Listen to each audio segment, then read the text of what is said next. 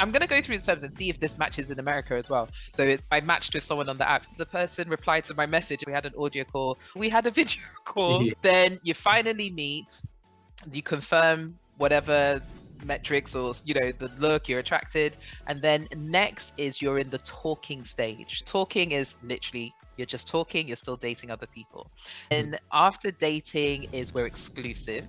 So they're not seeing other people.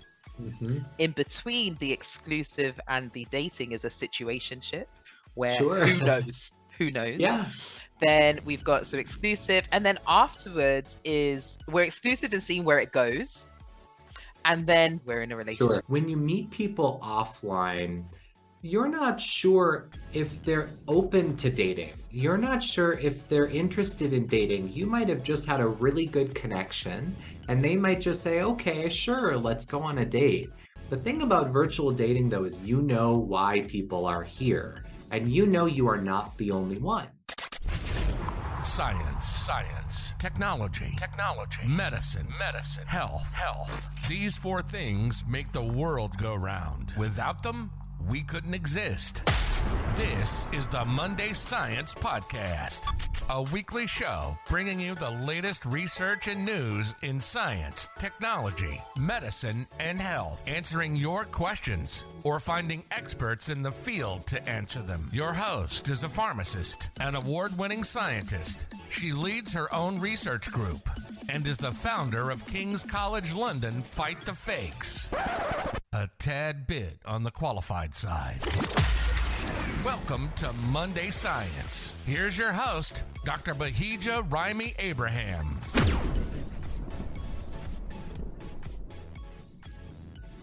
Hello, Monday Sciences. How are you today?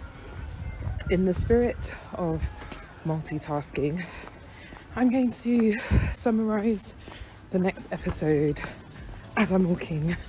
So, this week's episode is the concluding episode with Dr. Lucas Youngvorst. Last week's episode, we focused a lot on online or virtual dating pre-pandemic. And in this concluding episode, we focus on post-pandemic, crossing the road safely, post-pandemic dating behaviors, and Dr. Youngvorst highlighted a new app, but I think it's only available in America. But anyway, let me know what you think of this episode. What is your understanding of how people's dating preferences and behaviors have changed as a result of the pandemic? Sure. I think one thing that a lot of research is pointing to is that post-pandemic, people are engaging in far more conscious dating. They are setting clear boundaries with what they're looking for, and if they're looking for more of a casual, go with the flow dating experience, or if they're looking for a committed relationship, I think they're being more upfront with those boundaries that they're having. And I think they're being more authentic versions of themselves in general. One thing that we've seen a lot with post-pandemic is a lot of people being far more upfront with things like mental health or self-care issues. And I think that speaks to just a general maturity with respect to virtual dating following the pandemic. An evolution of how people are approaching this in general, given what we all experienced during the pandemic, and trying to prioritize those things more consciously and purposefully after, I guess not after, but following specifically those lockdown orders in particular. So I think that's a major one. Another one I would say there's less of a hookup culture with respect to virtual dating, which maybe ties in with that conscious, more purposeful dating. Match.com actually reported some data recently. They said that 70% of all singles are looking to find a relationship. And actually, that skewed even more for men. 73% of men said they were looking for a relationship, and 66% of women said they were looking for a relationship. So it seems that men in particular have evolved to really be looking for a committed relationship. And almost about half of those surveyed in that same study said that they were more eager to find a partner now than they were pre-pandemic. So I think we're seeing a shift in terms of why are people engaging in online dating. Pre-pandemic, I think there was a lot of entertainment aspect to it. It was almost as if virtual dating was just another form of social media. Go on and swipe and pass some time and have a little fun and then bounce. But I think post-pandemic, we've seen a shift more towards purposeful dating, seeking more committed relationships. And I think that that's been a big evolution, definitely. And apart from maybe just the purposes of online dating, I think we're also seeing a shift in terms of the behaviors people are engaging in when they're virtually dating. Both Match and Tinder have reported that users are engaging in more meaningful connection. They're communicating longer with others, and they're dedicating more time and more effort to this sort of communication. So I think it's just more conscious, more purposeful, more effortful, and more meaningful after the pandemic. I saw the evidence that people took time during the lockdowns, during the pandemic, to work on themselves. Self-care, mental health awareness, because of the mental health impacts that the not just COVID, the infection had, but the pandemic, the lockdown, the surrounding effects had. I can really see the connection in how people would have done that inner work and then really understand what it is they want. Going back to the study that I did, I found actually that people who were using virtual dating to communicate with others, to connect with others, reported less loneliness. There was a negative association between that meaningful connection and loneliness. Whereas if they were using virtual dating for a form of self-validation, right? I want to feel attractive. I want to feel desired and wanted. They actually had a positive association with loneliness. Those people were experiencing more loneliness. So we don't have causational data there. We can't say that it led to that, but there were these positive and negative associations suggesting that if you're using virtual dating to connect with others, to interact with others, there might be a negative association with loneliness. You might feel less lonely while you're doing that, which, I mean, loneliness itself is an epidemic right now, and anything that can mitigate loneliness, I think, is really valuable. So understanding that virtual dating could be a tool that helps with that, I think gives everybody a little tool to potentially use in their own lives. How has the pandemic affected the development and launch of new dating apps or features? Yeah, and going back to something I said earlier, I think pre-pandemic, it was very text-based. You would write out messages, and that was the majority of how virtual dating looked. I think with the pandemic, we wanted to incorporate as much mimicry of in-person interaction as we could. So we saw a lot of applications and platforms build in video and auditory features into their apps. Bumble allows you to record auditory messages in your profile now, so you can hear the other person and get a better sense of who this person is. And a lot of apps have now built in video chat features right into the app themselves. Pre-pandemic, if you wanted to video chat, you would have to leave the app entirely and find a separate service or platform, FaceTime or Zoom or Skype, to be able to do that. Now it's all built in. And because of that, I think it even better promotes the use of those features. You don't have to go anywhere, just click this button, and now we can quickly be on a video chat. So we saw a lot of these kind of video and voice-based features being added, but we also saw other types of features that were popping around apps, such as virtual speed dating. A lot of applications started to do these sorts of features where on a certain day at a certain time, if you logged in, you could be randomly paired with another user via the video chat feature and be able to interact with them that way. So even other kind of event-based features almost that tried to encourage not only the use of the apps, but that general connection. And one thing that I thought was even really interesting, Bumble put out a dating advice session where you could attend a session and they would provide you tips on how to virtually date during the pandemic in particular. So how can you use your messaging most effectively? How can you use these video and audio features to best connect with others? So it seems like they built in not only features, but kind of events entirely around understanding the features and employing the features to connect with other people. They really tried to make it so that people didn't have to leave the apps. Of course, they want your usage data. They want you to stay in the app as much as they can. So they tried to encourage you to do that through these extra features. And they're really positioning these features as being long-term additions, right? Even once/if the pandemic ends, they're not imagining that these features are going anywhere.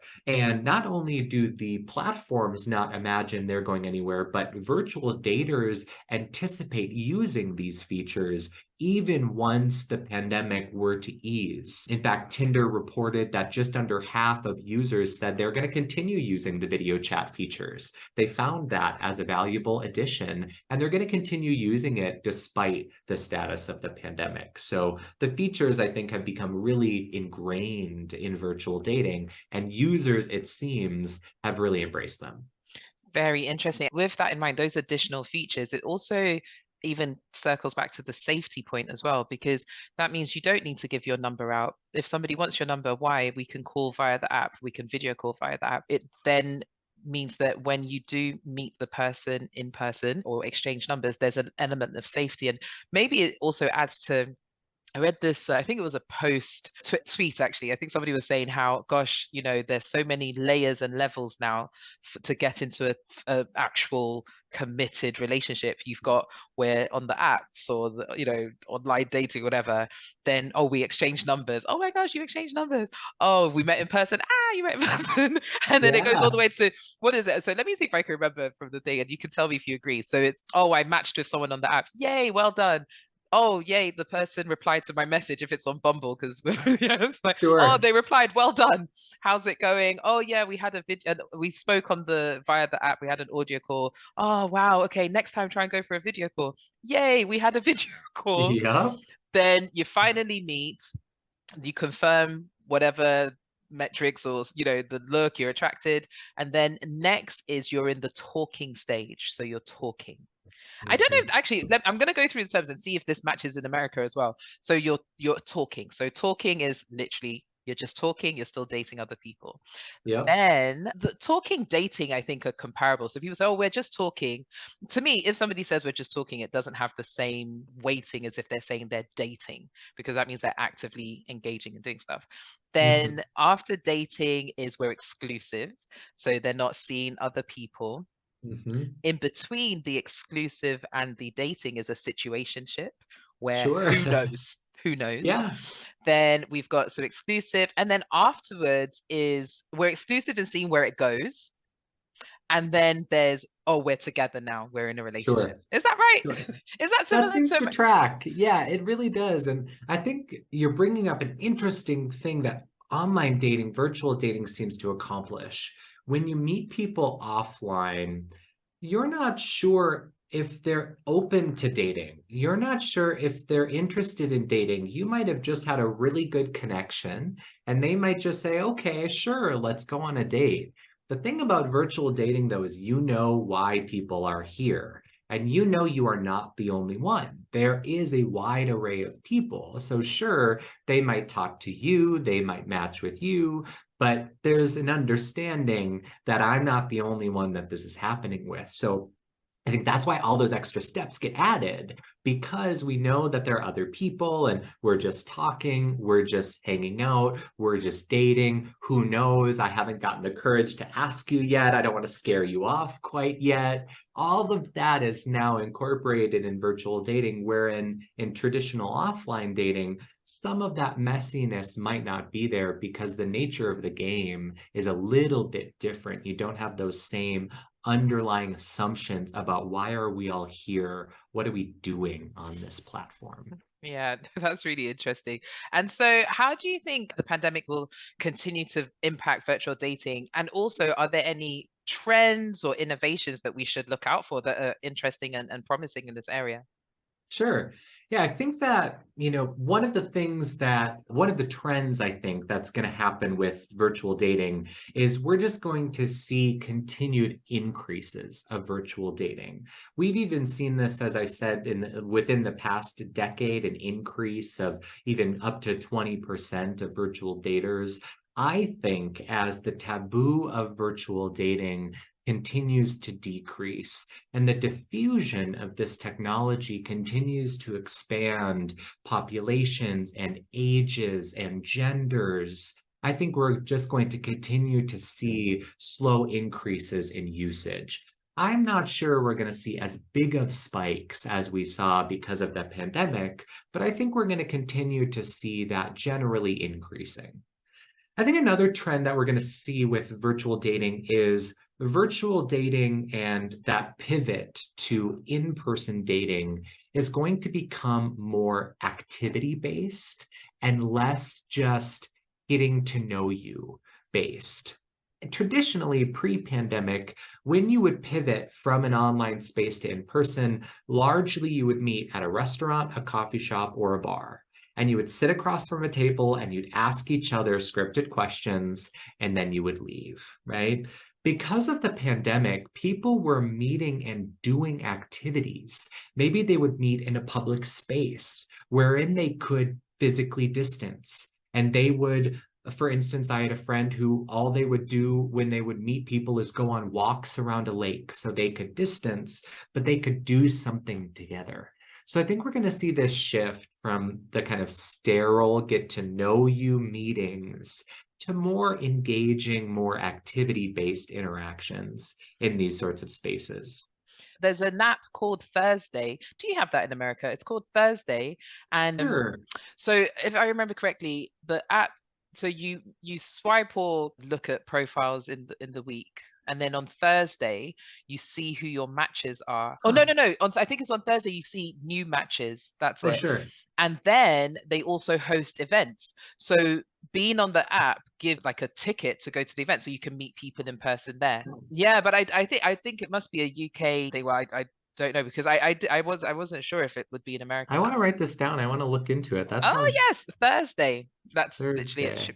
Yeah. I'll look it up. I guess also, I mean, that's just fun facts. Thursday's my second favorite day of the week. So I was like, why are you picking my day? Right. Monday's my favorite, hence the name Monday Science. You can already even see examples of that. And then there was an app before. So I'm sounding like I'm the expert on the apps. No. We'll talk about why for another offline. There was one like coffee chat. Meets bagel. Yes, coffee meets bagel. Coffee meets bagel. That was something, and then there was an activity there as well. But that's probably more American, because I don't think at the time it took off that much in the UK. We don't like people. No, I'm joking. Yeah, I think it's interesting to look at how other apps too have developed that really reinforce some of these shifting trends we're seeing in virtual dating. I mean, one of the biggest trends I think that the pandemic has brought for virtual dating is the increase in authenticity, being true to yourself, being your real self. And I'm not sure if you all have this in the UK, the app Be Real. No, Be Real. This? No, I don't think we do. So in America, this really skyrocketed last year, at the end of last year, maybe between August over the summer, maybe even June through October. It's an app where you can take a selfie of yourself, but it also takes a picture of what's on the other side of the camera. And then it posts both pictures. So that way you're not just creating this really curated selfie, you're also seeing what else the environment the person is in, to get a true and authentic snapshot of what that person is doing or experiencing right in that moment. Oh, this is interesting. So prior to recording, I actually ran to the gym and had a workout. And in the gym, such a random word. In the gym, there was this girl that was on the treadmill, because I was doing my warm-up, because I was like, I must get a workout in today before, just, when you just like part of my own self-care practice. I was like, I must get a workout in today. And this girl was on the treadmill, And she had her phone and it had all these, because I've just looked at the interface of this app, and Yeah. she had, the app had all these circles, the interface, and it was taking pictures of her. And then when it came up, it also had the picture of the gym. So I was Yep. panicking because I was there to work out. I'm not looking Sure. beautiful in any way, shape, or form. So I'm doing my warm up. I don't know why I'm narrating it through the medium now. This is my warm up is more than this. But I was doing my warm up, so I was panicking that I was in her shot because I don't want to be in your shot. But Right. yeah, but then I saw that she did something. She posted that. I don't know if I was there. If I was, hello, hi. Sure. But she posted it, and then there were notifications coming up. Yeah. And I think that just speaks to this pivot, this shift to move away from being too curated, being too perfect, and trying to be more real, be a little bit more authentic about the self and your experiences. Anybody can curate a great selfie, but what are you actually experiencing in your general environment? And what does that time look like? And I think we're seeing that trend not only in broad technologies or broad apps, but definitely a virtual dating. I think the only worry I have with something like, let's say, the Be Real app. Have you watched You on Netflix? I have not, but I have had classmates of mine, students who have told me Yes. I should watch it. So it's really good, but it adds to my paranoia, and I'm already obsessed with true crime and all this stuff. But not to spoil the plot, essentially, actually, I think this new season he's an academic. Oh, But essentially it's an individual who likes to stalk people, and I'm trying not to spoil it for you, sure, but there's a few scenes where he's gone on the person's Instagram, let's say, and Mm, then noticed that they are in a coffee shop because they've tagged the location, and then sure. from that he's then been able to identify where they live, who they are. So I'll be honest with you, that's my paranoia, even with social media. I'm using this as a safe space to discuss this, because you just don't know, if you take a photo and then you're saying you're in that moment now, what could that lead to? But is that, maybe Yeah. that's me being paranoid? Maybe now the culture of sharing where you are, what you're doing, is less around I'm going to come and find you, more, oh, cool, that's what you're doing, right? Yeah, I think it is important to recognize, all of these features could be used for good or for evil, and that could definitely be a way in which you could be identifying your location a little bit more, and that could be used negatively by other people. Definitely, it's a tool that has powers in both positive and negative directions, and it's up to people how they are going to use it. A lot will use it for fun social media, but there might be a few out there who use it in ways that result in harassment, result in negative behaviors. Definitely. Yeah. Well, we're now at the saddest part of the episode for me, which is the end, really. And before I release you back to your lecturing and your research and exciting work that you're doing, are there any key take-home messages that you have from everything we've talked about? Yeah, I think one take home is, if you are hesitant or if you're skeptical, release that a little bit. If you've been fighting against virtual dating, thinking that I need to meet someone in person, traditional dating and relationship formation is the only way to go, I would consider attempting virtual dating if you're motivated to engage in finding that committed romantic relationship. There's a decent amount of evidence that says that we can meet powerful, meaningful matches online, and that those result in satisfactory relationships that last and that are durable and stable. So for any of the skeptic listeners out there, release that a little bit. I think this shift from pre to post pandemic has alleviated a lot of those concerns, built in additional features that should allow people to smoothly transition into virtual dating. I'd say also, importantly though, if you're interested in virtual dating, do so for the right reasons. If you are just interested in swiping through profiles and passing time, my research and others suggest that that will not play out well for you. You will experience negative mental health outcomes. So it's really predicated on the idea that you should be engaging in virtual dating for the reasons that it was created for, to create meaningful relationships, to communicate purposefully with others, and to be directed towards that romantic relationship that you're searching for. So use it, but use it for the right reasons. I think that that's really important. And then also be your authentic self. Research says that not only is that the shift that's happening, but research really shows that people appreciate that authenticity. It's in those moments of messiness that your true self gets revealed. And it's your true self that's going to attract the best matches. So set your boundaries and be honest about your boundaries. Be clear about what you're looking for and what you're not looking for, and be honest about who you are in terms of your romantic relationship searches. That's going to be the best way to really get the matches you're looking for and potentially move towards that committed relationship. To the Monday Science Podcast, a weekly show bringing you the latest research and news in science, technology, medicine, and health. We hope you've gotten some useful and thought-provoking info from the show, and we hope you had fun along the way. We know we did. We'll be back soon, but in the meantime, hook up with us on our website at www.mondaysciencepodcast.com. Shoot us an email at info@mondaysciencepodcast.com. Find us on Instagram, LinkedIn, and YouTube at Monday Science, and access episode summaries at mondayscience.medium.com. See you next week on the Monday Science Podcast.